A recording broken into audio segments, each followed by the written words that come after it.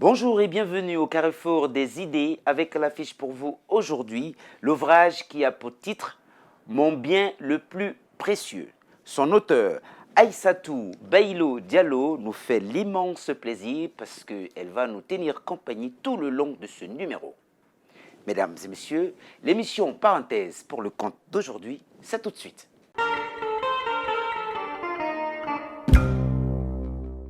Bonjour Aïssatou. Bonjour. Je vous serre la main. J'aurais même pu vous... C'était avec plaisir, hein, ça aurait été avec plaisir vous faire la bise. Alors, merci d'avoir répondu à notre invitation. Je vous en prie. Vous êtes l'auteur de Mon bien le plus précieux. C'est le titre de votre roman. Hein, c'est votre tout premier roman, mais c'est déjà super bien. Hein.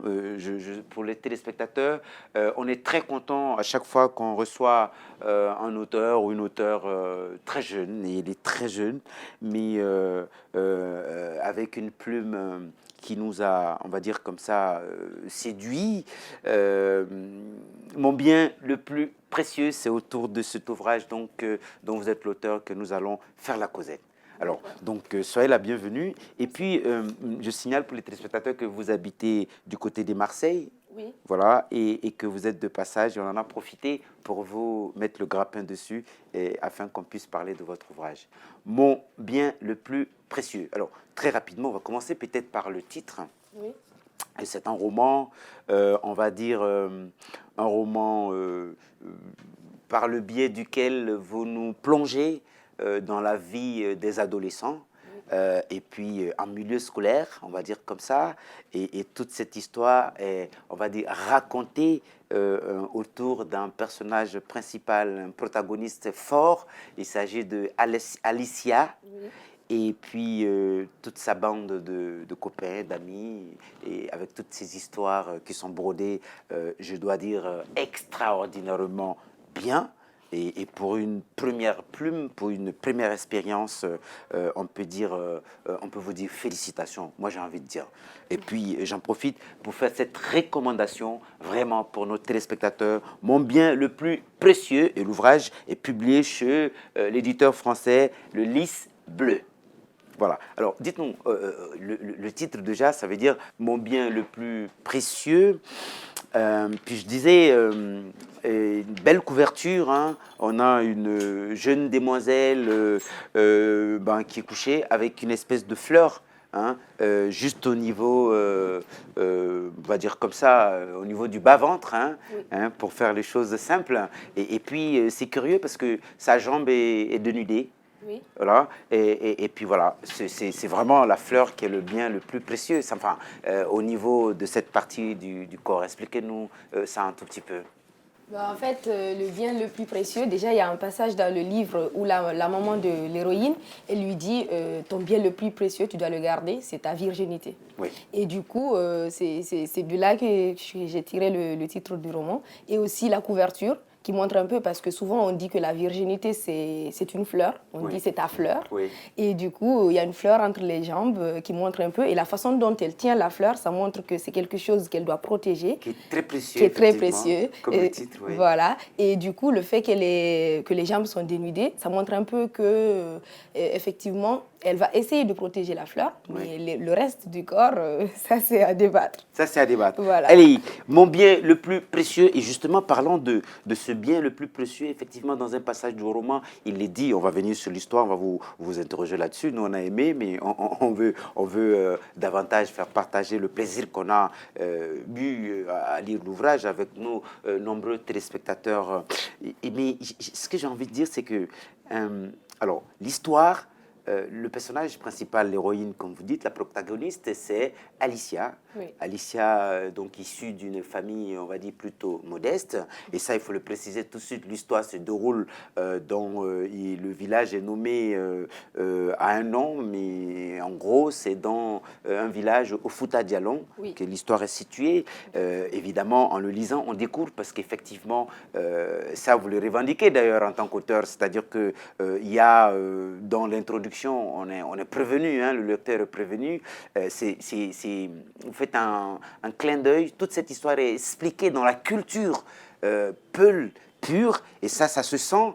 mais ce qui est intéressant dans votre ouvrage, c'est que en racontant cette tradition, avec cette culture, avec ses valeurs, mais aussi avec cet art, vous le mélangez on va dire comme ça, vous le faites confronter, hein, faites confronter cette culture, cette tradition à la réalité, à la modernité aussi, à travers d'autres personnages.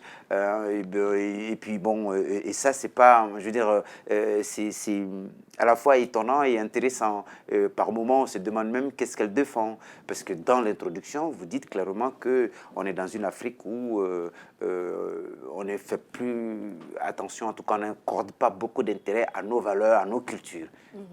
Bah, effectivement, dans la préface, je dis que dans le monde où nous vivons, il y a la mondialisation et l'intégration des cultures. C'est-à-dire que toutes les cultures sont mixées ensemble, mélangées, et que finalement, on est en train de perdre nos racines et de tout ce qu'on a construit, toute notre culture. Mais en même temps, Alicia, effectivement, elle adore cette culture. Oui. Elle l'adore, elle a subi, effectivement, elle a subi, mais elle l'adore en même temps. Du coup, elle fait ressortir cette culture, elle fait ressortir le fait qu'elle a grandi dans ce contexte-là, mais aussi qu'il y a le monde extérieur. Oui. Parce qu'après, elle immigre. Oui. Elle part dans un autre pays que j'ai nommé le Muslia, oui. Et après, elle part en France. Oui. Mais du coup, elle a cette ouverture d'esprit, cette façon de voir le monde qui est plutôt moderne, mais en même temps, elle reste attachée et bien ancrée dans sa culture. De sa culture. Ça, c'est extrêmement intéressant. Effectivement, on va en parler. Alors, de quoi il s'agit dans l'ouvrage Mon bien le plus précieux? Ça va même être un peu difficile pour moi de le dire. Je vais m'y essayer pour situer nos téléspectateurs, bien sûr. Mon bien le plus précieux, c'est l'histoire de Alicia qui étudie, qui est très intelligente, ça c'est extraordinaire, très intelligente, brillante, qui mène une vie plutôt au niveau scolaire plutôt extraordinaire, hein, par ses notes, par son courage, par son intelligence extraordinaire d'ailleurs, c'est décrit comme tel. Mais dans ce parcours brillant sur le plan scolaire, eh bien, comme on le sait, tous les adolescents sont confrontés avec les histoires d'amour. Et oui. Elle, son vrai problème, justement, c'est cette histoire d'amour avec elle rencontre un premier, on va dire comme ça, un premier amour. Oui. Et puis c'est extraordinaire. Comment vous décrivez, je ne dirais pas sa naïveté, mais c'est son honnêteté qui provient d'abord de sa culture. Hein, il faut être honnête, juste. On sait aussi que l'islam est présent dans cette culture, renforcée par les traditions, et puis que ce conseil de sa maman qui lui demande de préserver sa virginité. Hein, d'ailleurs, vous l'avez dit, d'où le titre « Mon bien le plus précieux ». Pour une femme, dans cette culture, pour les Peuls, en tout cas, le bien le plus précieux pour une femme, pour une jeune fille, c'est de garder sa virginité. Et puis, dedans, on découvre aussi tout ce qu'il y a comme honneur que les parents vont retrouver lorsque la femme va être... la jeune fille va être mariée et qu'il se révélera qu'elle est vierge, c'est un honneur. Ça veut dire que la famille a bien éduqué sa fille. Et puis, ça, d'ailleurs, hein, il y a pas mal de choses que le lecteur découvre. En tout cas, pour ma part, ça a été une expérience. Vous dites quelque part que la famille du marié, ses tantes ou je ne sais plus, mais en tout cas, rampe oui. pour aller remercier dans la belle famille chez la mariée qu'on retrouverait vierge. Effectivement, en fait, là, c'est un truc que j'ai calqué un peu sur mon expérience personnelle parce que ma mère, quand j'étais toute petite, à chaque fois, elle me disait « Oui, si tu restes vierge jusqu'au mariage, en fait, ils vont venir ramper. » En fait, nous, on habite à côté d'un cimetière, oui. c'est juste. Et puis, ils disent qu'en me ramenant, ils vont juste marcher jusqu'au cimetière. Oui. Et à partir du cimetière jusqu'à la maison, ils vont marcher à quatre pattes pour venir à la maison pour remercier ma maman. Et elle disait « Oui, c'est un honneur qu'il fallait, que je lui offre, des trucs comme ça. » Et effectivement, j'ai calqué ça sur... oui, non, mais c'est extraordinaire, l'image, parce que l'image aussi, c'est que, voilà, vous écrivez votre ouvrage et puis après, nous, on le comprendra comme on veut, mais une belle image qui se dégage de là, c'est que la maman donne naissance. Oui. à sa fille. Et en retour, elle dit, bon, je t'ai mise au monde, mais tout ce que je te demande, c'est que tu me rendes l'honneur que toute mère voudrait avoir. Moi, je veux que tu sois mariée vierge. Et donc, Alicia reste mais vraiment attachée à ça, Oui. évidemment. Mais comment on appelle le personnage aussi est un personnage très attaché, on va dire amoureuse. Elle est amoureuse de science, Oui. donc notamment de la biologie, où elle apprend beaucoup de choses, où elle a appris beaucoup de choses Oui. dans les classes sur la physionomie, enfin beaucoup de questions que les adolescents peuvent se poser. Mais ce que je veux dire, c'est que, et là il faut le souligner, votre ouvrage est à fond là-dedans. Oui. On ne pourra même pas traiter tout le livre hein, ici. Le premier chapitre, le deuxième chapitre suffiront pour donner envie à nos téléspectateurs. Mais je veux dire, cette problématique de la virginité est abordée et votre héroïne donc fait la rencontre d'un premier garçon et puis il faut le souligner, hein, elle décrit, elle est belle. Oui. Mais vraiment naturellement belle, comme vous l'êtes d'ailleurs. On aurait même pu vous comparer, enfin vous confondre à ce personnage. C'est vraiment décrit et ça c'est. Vous avez une plume, on va dire comme ça. Elle est intéressante. Je veux dire, elle est légère, elle est séduisante, comme l'histoire d'ailleurs. Et ça c'est frappant. J'ai envie de souligner. Donc cette première rencontre amoureuse. Il tombe, l'héroïne, elle tombe sur quelqu'un qui n'est pas bien. Oui, effectivement. Qui est, pas Ismaël, je cherche le nom, Ahmed. Oui. Et puis, et elle était partie sur un coup de tête, enfin, comme ça peut arriver, hein. Elle en était amoureuse, et puis comme là où elle habite, c'est loin de son école, donc elle avait à traverser une forêt qui effrayait même les gens quand il faisait nuit. Et une fois, dans cette amitié, enfin, cette relation, il reste un peu tard à l'école, et lui qui le raccompagnait, arrivé dans cette forêt, et ben, il voulait lui faire l'amour. Oui. Pour faire court, et elle ne voulait pas. Et puis, entre guillemets, évidemment, elle était elle aimait bien faire du sport. Elle avait un passé, d'athlète et tout. Oui. Donc, elle va avoir ce réflexe. C'est-à-dire, seule, avec ce jeune homme qu'un peu, on va dire comme ça, qui d'ailleurs, on le découvrira plus tard, est quelqu'un qui s'est drogué déjà, mais elle ne le savait pas au début. Et donc, seul là, monsieur, ce garçon voulait abuser d'elle. Oui. Il fait, OK, de toute façon, si tu tiens, et ça c'est fort, si tu veux vraiment... vous donnez des astuces aux lecteurs, hein, même aux lecteurs, on va dire, féminins, parce que c'était un réflexe plutôt bien. Il dit, si tu veux qu'on le fasse, enfin, si tu veux qu'on fasse l'amour, autant bien le faire. Ah oui, laisse-moi me déshabiller moi-même. Bah oui. Donc, mais c'était un piège. Oui. Il dit, laisse-moi me déshabiller moi-même. Et lui, qui croyait que Alicia avait cédé, il la relâche. Et tout de suite, elle relève sa jupe comme si elle voulait l'enlever. C'était pour libérer, vous le dites d'ailleurs, je reprends vos mots. Elle relève la jupe pour libérer ses jambes et commencer à courir. Et elle dit, elle voulait qu'il courait tellement, elle y a mis toutes ses forces à telle enseigne qu'elle courait les yeux fermés en fait. Oui. Et donc, elle arrive à échapper donc à ce loup-là, on va dire comme ça. Et puis, arrivé sur la grande route, il y avait les lumières, parce qu'il faisait nuit, et ça a dû le dissuader, il a abandonné la course. Oui. Bah, oui, effectivement, c'est un passage très fort. C'est très très fort. Même quand je le relis, moi-même, ça me touche. Oui. C'est comme si c'était vrai, genre, j'imagine ce qu'elle a dû ressentir. Parce qu'effectivement, elle était vraiment dans une impasse, étant donné que non seulement ses parents ne savaient pas où elle était, parce qu'elle s'était cachée pour sortir, et donc elle pouvait le raconter à personne, ni à sa mère, ni à son père, et même pas à ses amis aussi. Et là, elle a vraiment dû utiliser cette intelligence qui est décrite à l'intérieur, c'est-à-dire cette capacité de réfléchir et d'analyser la situation. Et de trouver des solutions très rapidement. Oui. Et effectivement, elle a été plutôt maligne, parce que sinon, elle ne s'en serait jamais sortie. Non. Et le fait aussi, le fait fait de l'écrire dedans, pour les lecteurs, ça pourrait aussi être, je sais pas moi, une astuce. Oui. Parce qu'en le lisant, peut-être que si tu te retrouves dans la même situation, tu pourrais éventuellement être inspiré par ce passage pour pouvoir t'en sortir. Oui. Parce que c'est un problème qui arrive à beaucoup de femmes. Beaucoup de filles se font violer quand elles sont jeunes. Oui. Et elles n'arrivent pas à s'en sortir. Et après, elles n'arrivent pas à en parler. Parce que Oui. les parents, tu ne peux pas leur dire. Donc, tu gardes ça pour toi. Et après, c'est un vrai traumatisme psychologique.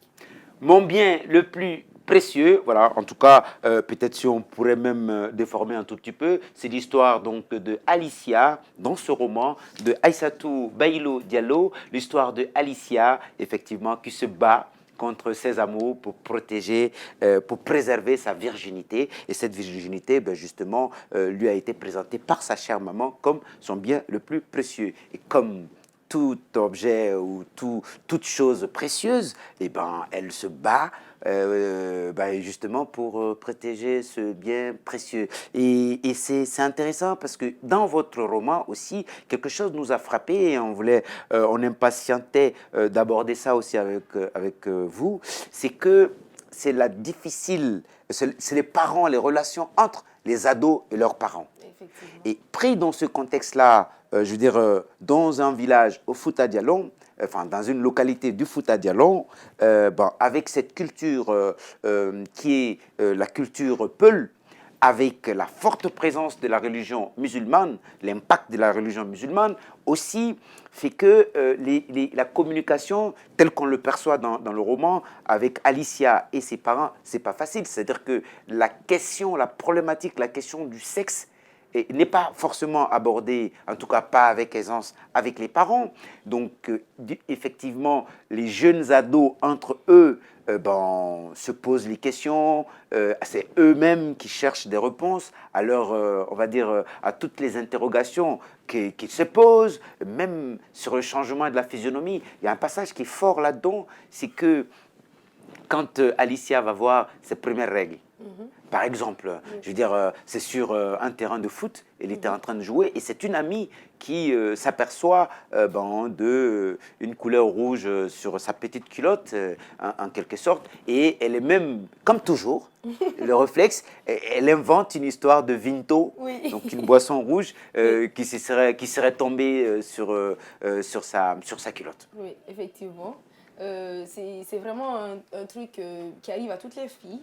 Enfin, et en même temps, les parents, parfois, on n'en parle pas avec eux. Parce que moi, j'ai une copine, quand elle a vu ses règles, elle n'en a jamais parlé avec sa maman. Jusqu'à présent, déjà, maintenant, elle est mariée, elle a 2 enfants, mais elle n'en a jamais parlé avec sa mère. La première fois qu'elle les a vus, elle était choquée. Du coup, elle est venue me voir et elle m'en a parlé parce que moi, je faisais biologie et du coup, je savais un peu les choses. Et du coup, c'est effectivement ça, c'est qu'Alicia, elle a quand même une chance parce qu'elle arrive à en parler avec sa mère. Oui. Et en fait, là, je voulais en même temps montrer que le fait d'en parler, c'est aussi bien parce qu'effectivement, elle n'aurait peut-être pas su que sa virginité devait être préservée. Oui. Et donc, sa mère, si elle n'avait pas eu cette conversation avec sa mère... C'était l'occasion ultime pour elle, d'ailleurs, pour dire « Ah, tiens, tu deviens une femme ». Et même elle, ce changement dans la physiologique, ce changement physiologique a joué même sur sa psychologie, parce qu'elle faisait plus attention, elle se disait ah je suis devenue femme, elle est pas plutôt, enfin elle ne faisait pas attention à certains détails. Maintenant, de plus en plus, elle va faire attention à tout ça. Et le regard des autres sur elle. Et puis voilà, et en sachant aussi que, bon, il y a les garçons, son regard, tout a changé en fait. Ah oui, et ça, c'est impressionnant de comprendre que chez les adolescents, pour les filles, que ce geste, l'arrivée des règles, peut tout bouleverser. Ah oui, mais ça bouleverse absolument tout. Parce que déjà, c'est un bouleversement hormonal. Du coup, même ta façon de penser, ton cerveau, tout change en fait. Et si tu n'en es pas consciente, c'est difficile en fait de savoir ce qui t'arrive. C'est pour ça, parfois, on dit oui, quand tu es ado, tu deviens complètement fou, genre tu fais n'importe quoi. Mais c'est parce qu'en fait, ton cerveau a changé. La façon de fonctionner de ton corps totalement changé. Et du coup, si tu n'expliques pas, tu n'en parles pas avec quelqu'un qui connaît, qui l'a déjà vécu, c'est difficile. Du coup, à la fin même, Alicia dit qu'elle a de la chance de pouvoir en parler avec sa mère. Parce que la plupart des jeunes filles n'ont pas cette chance. Lorsque ça leur arrive, elles se demandent pourquoi, elles se demandent comment et elles ne comprennent jamais. Bien, l'adolescence est un moment de folie et justement l'ouvrage Mon bien le plus précieux de Aïssatou Baïlo Diallo nous plonge dans cette folie de la manière la plus belle possible. Et je sais pourquoi je dis ça, parce qu'effectivement, on a dit qu'il y a des histoires d'amour et puis c'est pas toujours simple aussi d'ailleurs. Hein. On ne sait même pas comment vous vous êtes débrouillé pour faire ça, parce qu'effectivement, parlons donc de ce copain qui a voulu violer, qui a voulu abuser en tout cas contre son gré Alicia dans la forêt et que ça n'a pas marché. Donc elle a été très marquée par ça. Oui. Pour elle, c'était pas normal. Donc en gros, dans sa démarche de protéger sa virginité, elle s'est pour la première fois retrouvée devant une situation où elle était à 2 secondes de perdre, en tout cas de voir ce bien précieux violé. Oui. Alors, on va découvrir aussi dans votre roman que, et ça, on en apprend hein, des choses. Hein. L'adolescence, on est tous passés par là. Donc, forcément, ça nous renvoie à des choses, ce que les filles pensent entre elles, ce qu'elles se disent entre elles sur cette période, oui. Ce qu'elles pensent des garçons, oui. Et ce que les garçons aussi, ados, pensent des filles. Et surtout, votre ouvrage met en évidence, et ça, c'est important de le souligner, votre ouvrage met en évidence, je veux dire, l'importance, le rôle de l'adolescence dans la vie. Oui. Hein. Par exemple, à savoir qu'on peut justement passer à côté de sa vie. Il suffit qu'on rate l'adolescence pour que notre vie bascule. Il suffit qu'on réussisse l'adolescence pour que notre vie réussisse. Je pense d'ailleurs, et c'est ça qui est intéressant avec l'histoire de Alicia, votre héroïne, elle va plus ou moins réussir ça. C'est pas facile, en quelque sorte. Hein. En quelque sorte. Et parce que c'est pas évident, quand on sait que même une histoire... une amourette, entre guillemets, une petite histoire d'amour entre une adolescente et un adolescent peut jouer sur sa vie, sur sa scolarité. On l'a vu, à un moment donné, elle avait commencé à baisser le niveau à l'école. Oui. Et puis bon, pour revenir, et je vais vous donner la parole après, mais quand on a découvert, on a lu un ouvrage qui nous a plu, on le fait sentir aussi, on le partage, hein, ce plaisir-là, avec nos téléspectateurs. Mon bien le plus précieux, donc c'est de Aïssatou Baïlo Diallo, donc notre auteur sur le plateau pour en parler avec nous. Alors, je reviens toujours sur Alicia, c'est-à-dire que quand elle a, et ça c'est un passage qui a frappé, quand elle a échappé donc à ce, on va dire comme ça, ce guet-apens donc de son premier copain, il va se passer autre chose après. Et vous surprenez le lecteur avec ça. C'est-à-dire qu'elle va rencontrer une autre personne, sans le savoir. Mais c'était le frère de... Je mélange les noms, hein, il y a beaucoup de... Oui, c'est ça, c'était Boubacar. Boubacar. C'était le petit frère de Ahmed. Ahmed. C'est-à-dire que c'est Ahmed qui a voulu abuser d'elle. Oui. Et donc après, elle était sous le choc de ce comportement